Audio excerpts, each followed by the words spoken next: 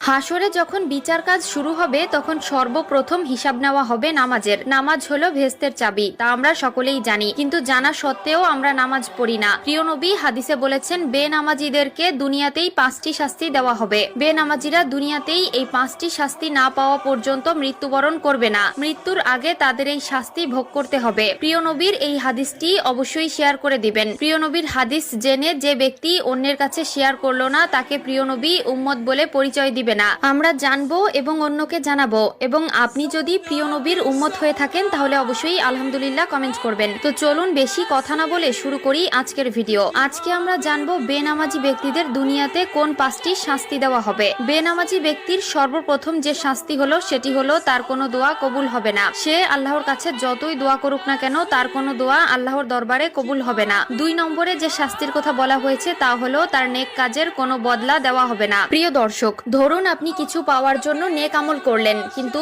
আফসোসের বিষয় আপনি যদি বেনামাজি হয়ে থাকেন আপনার নেক কাজের কোনো ফল আপনি পাবেন না। 3 নম্বরে যে শাস্তির কথা বলা হয়েছে তা হলো চেহারা থেকে নেককারদের নূর উঠে যাবে।